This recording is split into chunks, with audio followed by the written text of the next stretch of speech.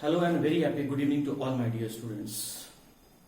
Students, अब हम लोग इसी फिजिकल केमिस्ट्री का सेकेंड चैप्टर सॉल्यूशन में अगला टॉपिक जो हम लोग स्टडी करने वाले हैं उस टॉपिक का नाम ही है कॉलिगेटिव प्रॉपर्टीज। जिन स्टूडेंट का इसके प्रीवियस वाला टॉपिक छूट गया है उन्हें घबराने की जरूरत नहीं है। सॉल्यूशन चैप्टर का जो मेन पोर्शन है वो अब यहां से स्टार्ट होता है, आप इस पे फोकस करें।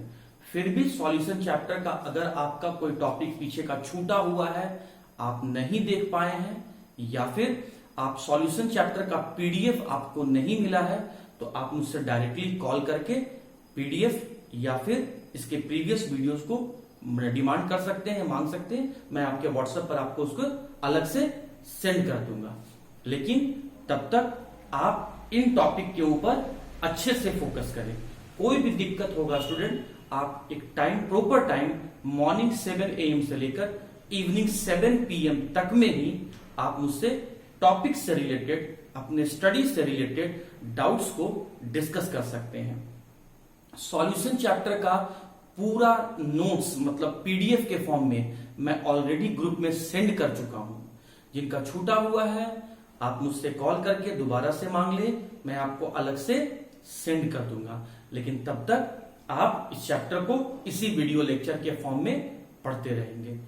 स्टूडेंट, ऑफलाइन क्लासेस का जब हमें परमिशन मिलेगा हम लोग ऑफलाइन क्लासेस स्टार्ट करेंगे, लेकिन जब तक परमिशन नहीं मिलता है तब तक ऑफलाइन क्लासेस हम लोग स्टार्ट नहीं कर सकते हैं।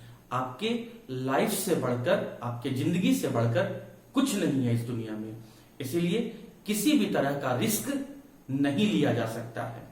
आप अपने कॉन्फिडेंस को लूज ना करें, आप सिर्फ अच्छे से अपने स्टडी पे फोकस करें, बाकी दिन दुनिया में होने वाले प्रॉब्लम को दरकिनार करें, पॉलिटिक्स से अपने आप को दूर रखें, स्टूडेंट बन के रहें। बाकी बकवास बातें न कहीं सुने न कहीं करने में इंटरेस्ट शो करें। तो आइए स्टूडेंट, अब मैं टॉपिक पे सीधे आता हूं। आज जो हम लोग सॉल्यूशन चैप्टर का टॉपिक डिस्कस करने वाले हैं वो है कॉलिगेटिव प्रॉपर्टीज। सबसे पहले हम लोग कॉलिगेटिव प्रॉपर्टी का डेफिनेशन समझते हैं, फिर इसी डेफिनेशन को हम लोग एग्जाम्पल से समझेंगे और फिर इसी डेफिनेशन को हम लोग एग्जाम्पल से समझेंगे और कॉलिगेटिव प्रॉपर्टीज कौन कौन से होते हैं उन्हें हम लोग एक एक करके डिस्कस करते चलेंगे। तो देखिए कॉलिगेटिव प्रॉपर्टीज के बारे में आपके बोर्ड पर क्या लिखा गया है। द प्रॉपर्टीज ऑफ सॉल्यूशन, किसी भी सॉल्यूशन का वो properties which depends on the amount of solute, किसी भी सॉल्यूशन का वो प्रॉपर्टीज जो सॉल्यूट के अमाउंट पे डिपेंड करता है उसे ही हम कहते हैं कॉलिगेटिव प्रॉपर्टीज। जैसा कि आप लोग सभी लोग जानते हैं कि सॉल्यूशन दो कंपोनेंट के मिलने से बनता है। जैसे पेरेंट्स दो ह्यूमन बीइंग के मिलने से बनता है, फादर और मदर। जैसे कपल दो ह्यूमन बीइंग के मिलने से बनता है, मेल एंड फीमेल, वैसे ही सॉल्यूशन भी दो कंपोनेंट के मिलने से बनता है, सॉल्यूट और सॉल्वेंट। लेकिन कॉलिगेटिव प्रॉपर्टीज किस कंपोनेंट पर डिपेंड करता है? सॉल्यूट। और सॉल्यूट का किस पे? सॉल्यूट के अमाउंट पे। मैं सॉल्यूट का नेचर नहीं बोला हूं स्टूडेंट, मैं सॉल्यूट का अमाउंट बोला हूं, सॉल्यूट का मात्रा बोल रहा हूं। तो किसी भी सॉल्यूशन का वो प्रॉपर्टीज जो सॉल्यूट के मात्रा पे, सॉल्यूट के अमाउंट पे डिपेंड करता है, तो सॉल्यूशन के उसी प्रॉपर्टीज को हम लोग कहते हैं कॉलिगेटिव प्रॉपर्टीज। कहने का मतलब सॉल्यूट का अमाउंट अगर आप चेंज करते हैं, सॉल्यूट कम से ज्यादा कर देते हैं, सॉल्यूट ज्यादा से कम कर देते हैं, मतलब सॉल्यूट के अमाउंट में किसी तरह का वेरिएशन अगर आप शो करेंगे तो सॉल्यूशन का कॉलिगेटिव प्रॉपर्टीज चेंज कर जाएगा। इस बात को आइए हम लोग एग्जांपल से समझते हैं। मैं यहां पर 2 बीकर लिया और दोनों बीकर में यूनिवर्सल सॉल्वेंट वाटर कंसीडर कर लिया। अब स्टूडेंट मैं यहां पे 100 पार्टिकल ग्लूकोज का डाला और सेकेंड केस में मैं 100 पार्टिकल NaCl का डाला। यहां मैंने नमक डाला और यहां मैंने ग्लूकोज डाला। जैसा कि आप जानते हैं कि NaCl आयनिक सॉलिड है, इसीलिए सॉल्वेंट में जाते ही ये आयंस में डिसोसिएट हो जाएगा और यहां पर Na+ और Cl- में डिसोसिएट होकर आयंस में कन्वर्ट हो जाएगा।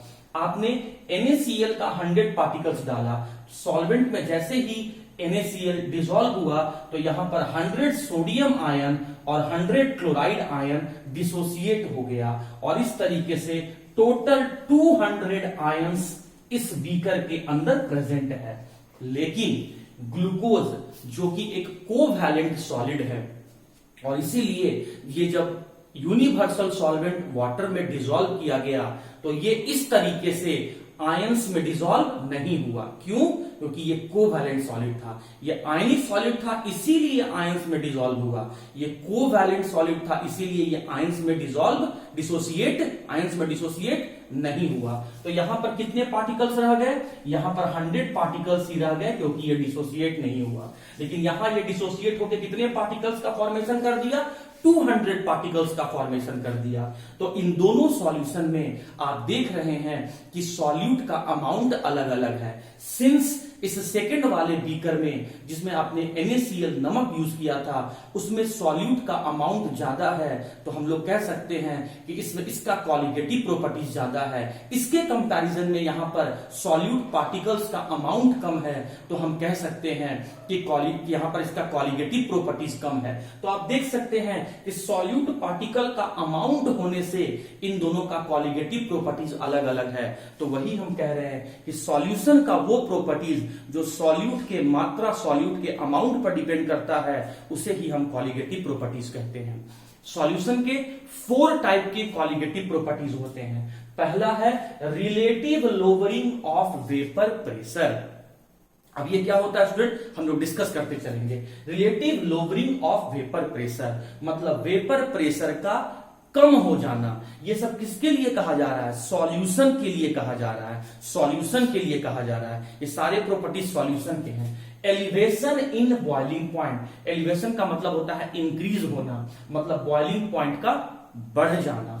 फिर कहता है depression in freezing point, depression का मतलब होता है डिक्रीज होना, मतलब फ्रीजिंग पॉइंट का डिक्रीज हो जाना। और फिर आपका 4th है ऑस्मोटिक प्रेशर। हम लोग एक एक करके डिस्कस करेंगे, लेकिन मैं फिर से बता रहा हूं, मेरे एक साइड में या आप कह लो एक हाथ में प्योर सॉल्वेंट है, मतलब सिर्फ वाटर है, लेकिन मेरे दूसरे साइड में या दूसरे हाथ में मेरे पास सॉल्यूशन है। सॉल्यूशन कहने का मतलब इसमें सॉल्यूट भी है और सॉल्वेंट भी है, लेकिन अगर हम इधर बात करें तो सिर्फ सॉल्वेंट है। तो कहता है कि वेपर प्रेशर कम हो गया है। और ये किसके बारे में कहा जा रहा है? सॉल्यूशन के बारे में कहा जा रहा है। और सॉल्यूशन का कंपैरिजन किससे किया जा रहा है? प्योर सॉल्वेंट से कंपैरिजन किया जा रहा है। तो कहता है सॉल्यूशन का वेपर प्रेशर कम हो जाता है प्योर सॉल्वेंट के कंपैरिजन में।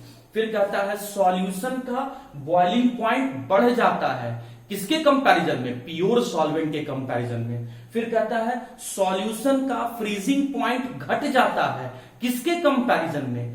प्योर सॉल्वेंट के कंपैरिजन में।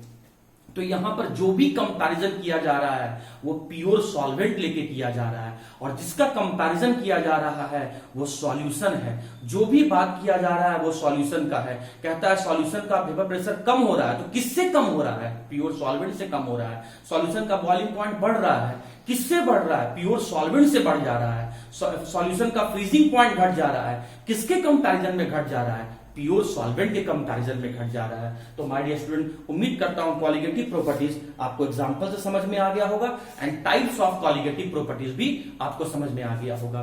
देखिए ऑब्जेक्टिव क्वेश्चन आपके एग्जाम में आता है कि which of the following is an qualitative properties. इसमें which of the following is a qualitative properties, इसमें से कौन सा क्वालिटेटिव प्रॉपर्टीज है?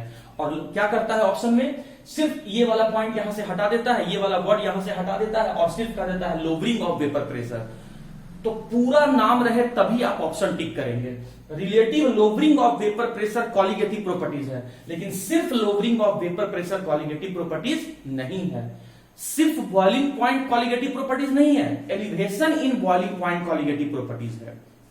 एग्जामिनर क्या करता है? सिर्फ फ्रीजिंग पॉइंट लिख के दे देता है और चेक करता है आपके कंसेप्ट और नॉलेज को, पूछता है फ्रीजिंग पॉइंट कॉलिगेटिव प्रॉपर्टीज है कि नहीं my dear student, depression in freezing point colligative properties है। तो जब तक पूरा नाम लिख के न दे तब तक आप उसे कॉलिगेटिव प्रॉपर्टीज कंसीडर नहीं करेंगे। तो उम्मीद करता हूं कॉलिगेटिव प्रॉपर्टीज एग्जांपल के साथ और टाइप्स ऑफ कॉलिगेटिव प्रॉपर्टीज ये आपको समझ में आ गया होगा। आइए अब हम लोग यहां से relative lowering of vapour pressure topic start करते हैं।